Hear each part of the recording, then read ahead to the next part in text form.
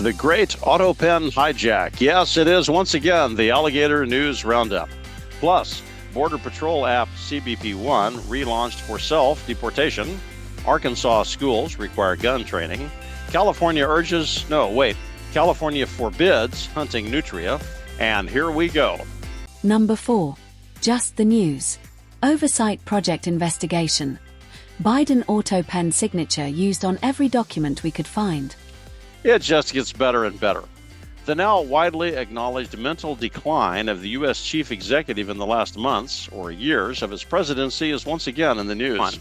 What we customarily think of as presidential pardons are more correctly described as acts of presidential clemency, except that acts of presidential clemency does not roll off the tongue quite so well, and also almost no one knows what clemency is.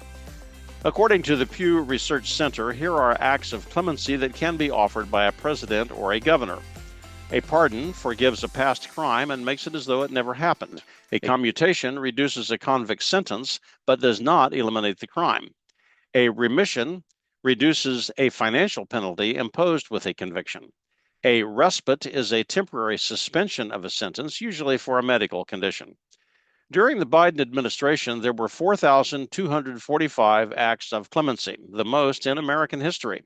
Only 80 of those were pardons, some for crimes not yet admitted or even charged, on which more later, and the other 4,000 odd were commutations, reduced sentences.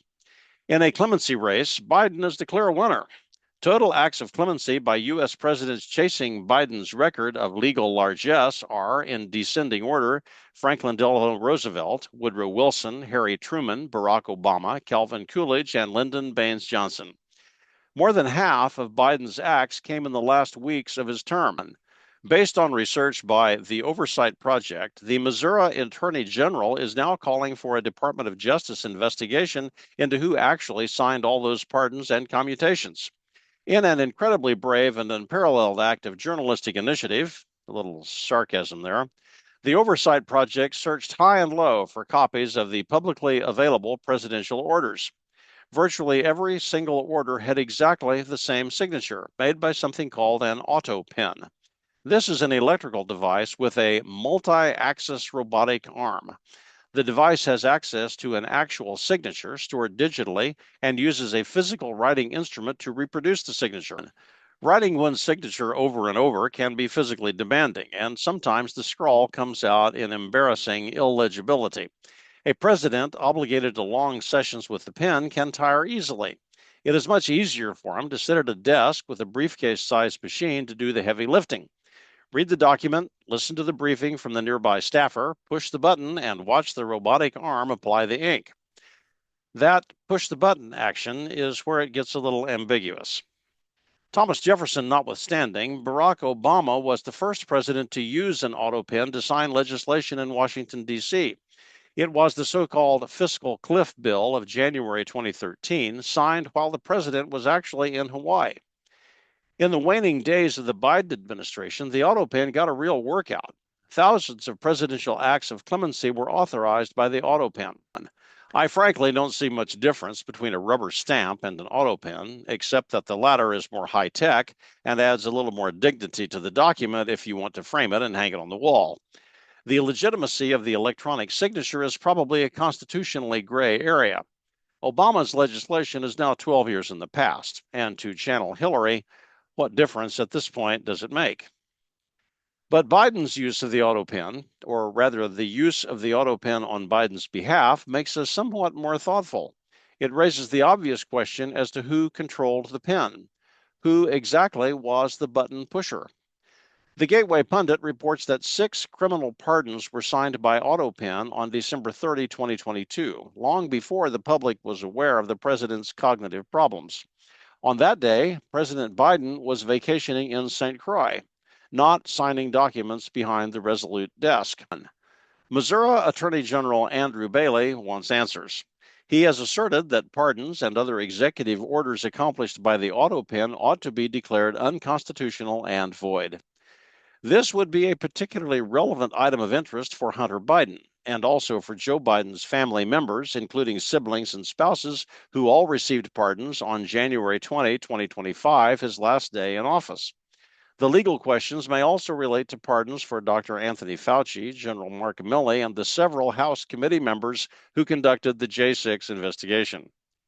You would think that an order remotely given from, say, St. Croix to sign a document in Washington, D.C. with the Autopen might be memorialized by a local signature in St. Croix documenting the fact. That would provide an audit trail and go a long ways towards silencing critics who smell a rat. But that's just me. Number 3. Breitbart. Trump relaunches Biden's CBP One app as self-deportation tool. In a uniquely Trumpish twist, the much ballyhooed phone app that allowed migrants to schedule meetings with a Customs and Border Protection (CBP) agent to smooth entry into the U.S. now has a new focus. The app, called CBP One, was discontinued by the administration very soon after the inauguration ceremony on January 21. The relaunched app is called CBP Home and provides many of the same features, such as allowing a truck moving cargo into the U.S. to schedule the legally required inspection, or allowing a tour bus to submit names of passengers before arriving. This legitimately saves time at the border, much as new motor vehicle apps allow us to schedule driver's license renewal visits ahead of time.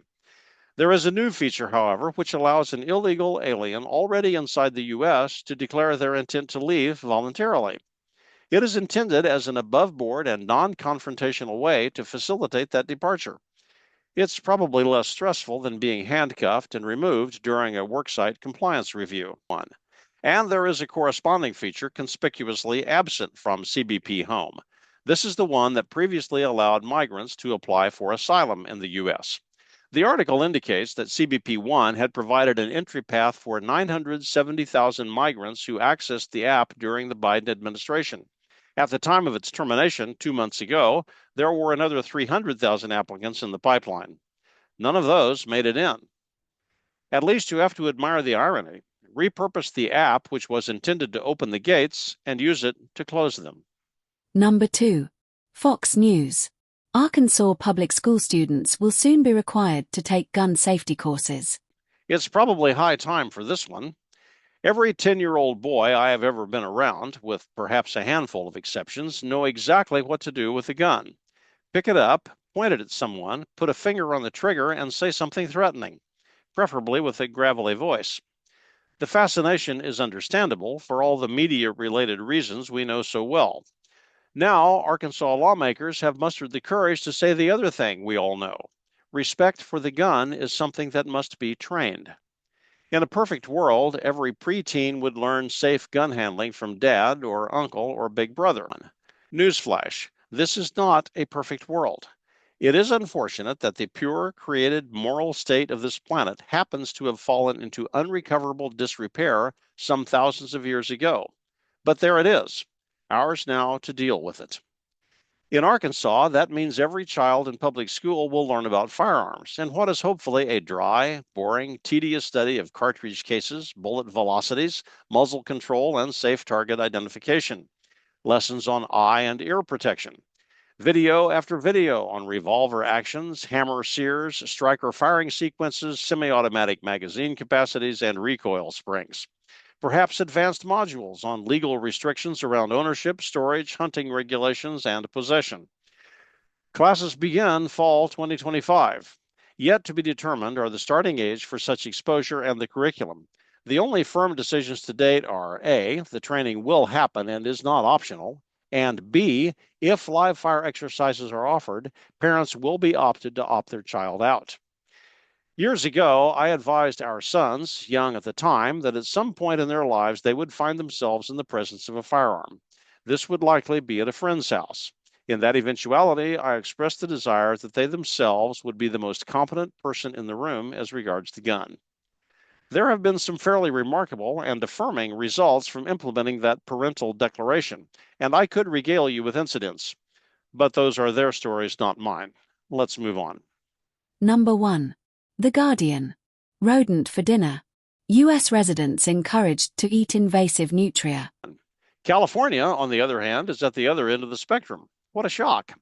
The Golden State, however, came perilously close to common sense and managed to put a lid on it at the last moment. As reported earlier in the ANR, California has been subjected to an out-of-control invasion by Nutria, a rodent similar in size and appearance to a muskrat or a beaver. Nutria grow to about 2 feet long and have plush fur. They are vegetarians, which ought to promote them high up on the scale of woke, but they also tend to destroy wetlands and cropland. This causes serious cognitive dissonance among humans who generally want to be nice to smaller critters, as long as they don't cost us money. To resolve the issue, the California Department of Fish and Wildlife, in concert with federal wildlife officials, have recommended adding nutria to Californians' diets. They suggest the meat tastes like rabbit or dark turkey meat. They further suggest that tasty recipes can be found at nutria.com. If you are wondering, as I was at this point in the article, what is recommended as a method to harvest the nutria for my dinner, officials made it clear. CDFW officials do not encourage hunting nutria. You should eat nutria, but you should not hunt nutria. Stop themselves just in time, they did.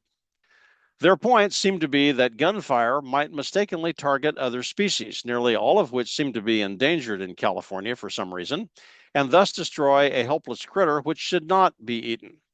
So, if the gun is not the answer, then maybe a baseball bat on a dark night? It could bring a whole new meaning to an evening of clubbing with friends. Actually, we should probably encourage AI software upgrades for Starlight rifle scopes. A government-sponsored $2 million prize for an intelligent night scope that can clearly identify a nutria might attract a lot of Silicon Valley interest. Put it atop a noise-suppressed AR-15 platform chambered for 300 blackout subsonic rounds, and you might have a real winner. And thanks for joining the Alligator News Roundup for Friday, March 14, 2025. 1 month left to file your taxes. I'm still daydreaming about that nutria thing. Watch some Disney 1950 Davy Crockett TV productions to brush up on your forest stalking skills and bring one home for dinner. I've never field dressed one, or even seen one, but people have been figuring that out for many thousands of years. It's not that hard. I'll bet there's a Cabela's video that will help. Start with a sharp blade. And please make sure he's dead first. Have a good weekend. That's it for this week. Join us again next time for the Alligator News Roundup. All the news you can share with friends at this weekend's barbecue.